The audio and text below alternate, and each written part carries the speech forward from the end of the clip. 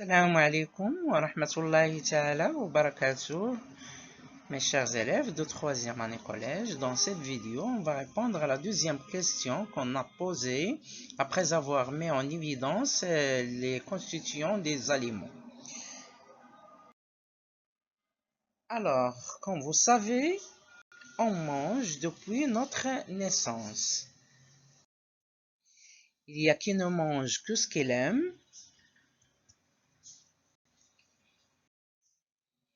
Il y a qui mange parce qu'elle a faim. Il y a qui fait semblant de manger pour prendre une photo. Il y a qui mange pour avoir une bonne santé.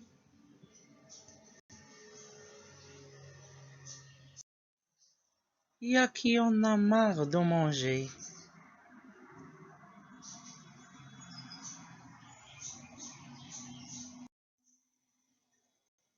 Il y a qui ne cesse pas de manger. Et malheureusement, il y a qui n'a pas quoi manger.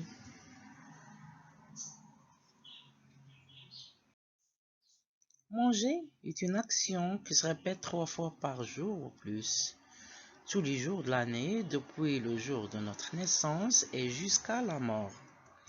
Et comme a dit Jean Trémolière, dis-moi ce que tu manges et je te dirai qui es-tu.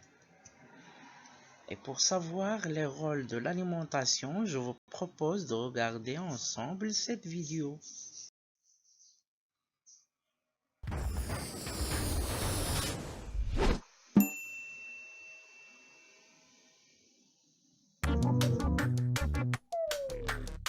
Voyons voir ce qu'il y a à manger. Oh, pâte et mousse au chocolat, trop bon. Oui, mais pas très équilibré. Comment ça? Tu as déjà entendu dire que le lait était bon pour, La croissance. ou que les fruits sont pleins de... Je sais, de vitamines. Bravo! Ça veut dire que tous les aliments ne servent pas à la même chose. En fait, notre corps est comme une maison. Pour construire une maison, on a besoin de différents matériaux, mais aussi d'outils pour l'entretenir. Et enfin, la maison a besoin d'énergie pour fonctionner. Pour notre corps, c'est la même chose. Il consomme de l'énergie et a besoin de carburant, mais aussi d'aliments protecteurs pour être en bonne santé et d'aliments bâtisseurs pour grandir. Oh, c'est compliqué. Comment on fait pour les reconnaître? On a dit tout à l'heure que les produits laitiers étaient bons pour la croissance. Mais il y a aussi les viandes, les poissons et les œufs. Ce sont donc des aliments. Bâtisseurs. J'allais le dire. Les féculents et les matières grasses assurent le fonctionnement du corps. Ce sont les aliments. Énergétique. Comme les pâtes. Je le savais. Enfin, les fruits et les légumes maintiennent le corps en bonne santé en le protégeant des maladies et en l'aidant à bien éliminer les déchets. Ce sont les aliments. Protecteur. Bravo! Vous voyez que c'est pas compliqué. Voilà pourquoi il faut manger de tout et aussi boire de l'eau qui est indispensable à l'organisme. On peut manger les pâtes alors. Oui, avec de la ratatouille et du saumon. Et une pomme en dessert, c'est équilibré. Eh oh, on joue pas avec la nourriture.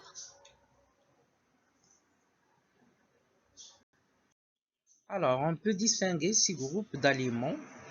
D'abord, groupe d'aliments riches en protéines, comme les viandes, les poissons, les œufs, qui sont des aliments d'origine animale. Il y a aussi des aliments d'origine végétale qui sont riches en protéines, comme la fève, les pois chiches, le maïs. Deuxième groupe, c'est le groupe d'aliments riches en calcium, comme le lait et les produits laitiers, qui sont les meilleures sources de calcium. Ces deux groupes ont un rôle de construction, on les appelle des aliments bâtisseurs ou constructeurs, et aident le corps à se développer et à se réparer. Troisième groupe, c'est le groupe d'aliments riches en glucides, comme les féculents. Les féculents, ce sont les aliments qui sont riches en amidon, comme le pain, les pâtes, les pommes de terre, le riz. Il y a aussi les produits sucrés comme le miel, les gâteaux, la confiture, etc. Quatrième groupe, c'est le groupe d'aliments riches en lipides, comme le beurre, l'huile, la graisse. Ces deux groupes sont des aliments énergétiques, apportent de l'énergie au corps. Cinquième groupe, c'est le groupe d'aliments riches en sels minéraux et en vitamines, comme les légumes, les feuilles de légumes verts, les fruits secs, les fruits de mer. Et sixième groupe, c'est le groupe d'aliments riches en eau et en vitamines, comme les fruits, les légumes, les fruits de mer, les boissons. Ces deux groupes sont des aliments protecteurs ou fonctionnels parce qu'elles protègent le corps contre les maladies et protègent le corps contre le malfonctionnement des organes qui sont dus à une malnutrition. Et voilà les 6 groupes.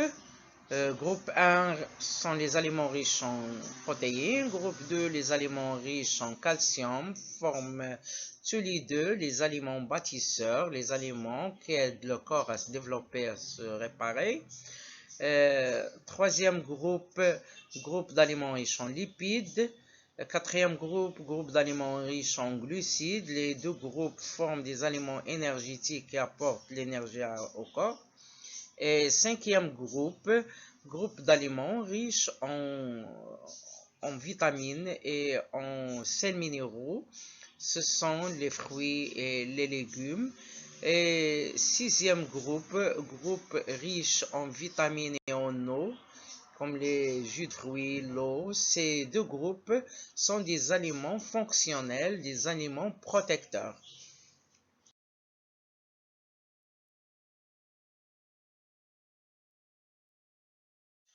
Vous savez, mes chers, que toutes les matières organiques, soit les glucides ou les protéines ou les lipides, sont combustibles. Donc, elles peuvent être source de l'énergie du corps, mais les protéines sont utilisées principalement pour la construction et la réparation. C'est-à-dire, جميع المواد القابلة للاحتراق يعني combustible يعني قابلة للاحتراق يمكنها أن تكون مصدرا للطاقة، لكن الجسم يستعمل البروتينات بالأساس من أجل النمو ومن أجل الترميم.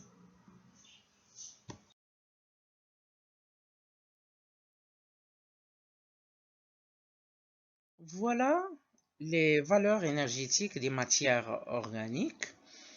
On mesure l'énergie en kilocalories ou en kilojoules. Pour un gramme de glucides, il libère au cours du combustion 4 kilocalories, l'équivalent de 17 kilojoules.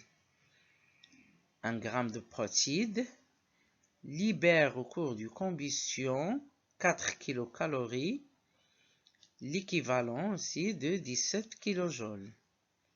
Et pour un gramme de lipides, il libère 9 kilocalories, l'équivalent de 38 kilojoules.